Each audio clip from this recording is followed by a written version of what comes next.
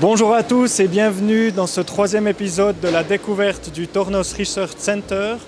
Aujourd'hui, nous allons rencontrer Fabrice Drault, responsable de projet d'innovation ici chez Tornos. Voilà, Fabrice Drault, vous faites partie des piliers de l'innovation ici chez Tornos. Vous avez été intégré directement depuis la HE-Arc. Pouvez-vous nous expliquer un petit peu ce parcours atypique?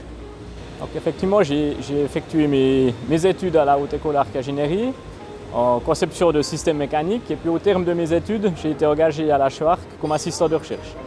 J'y ai travaillé durant 5 années, où j'ai fait plusieurs projets de recherche pour l'industrie, des projets plus académiques, et j'ai notamment travaillé pour Tornos au travers du Tornos Research Center, donc cette étroite collaboration dont on fête les 10 ans cette année.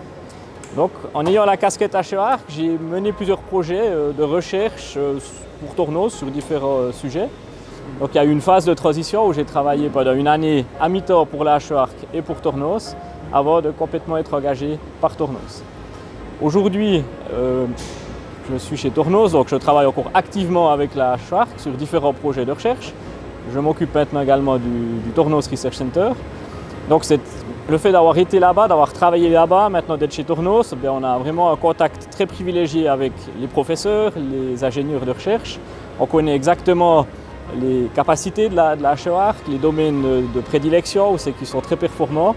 Et puis nous, ça nous aide à cibler vraiment certains travaux de recherche, tant au niveau mécanique, software que électronique, hardware, système embarqué, où on sait, voilà, on peut aller piquer ses compétences de très haut niveau pour des projets bien spécifiques d'innovation ici chez Tornos.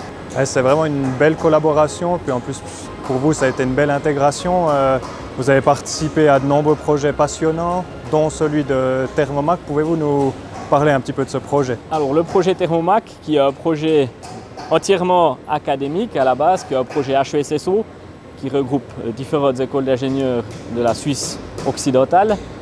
Et ce projet Thermomac, qui est donc à l'initiative d'un projet académique, vise en fait à essayer de dompter la physique des machines, en particulier la thermique des machines. Il faut savoir que dans une machine-outil, il y a énormément d'organes qui génèrent de la chaleur, des moteurs, et cette chaleur va générer à son tour beaucoup de dilatation et de perte de précision dans la machine.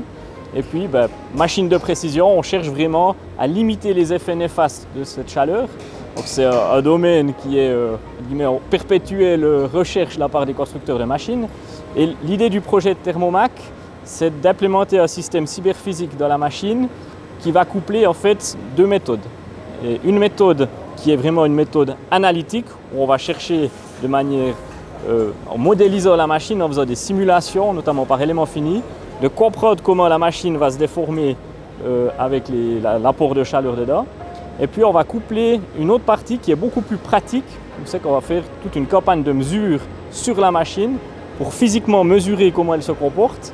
Et ces deux méthodes, une complètement analytique, l'autre complètement physique, réelle, ont chacune des avantages et des inconvénients. Et l'idée ici, c'est de merger ces deux méthodes en gardant que les avantages des deux techniques pour en faire vraiment un système cyberphysique qui soit capable de prédire le comportement thermique de la machine.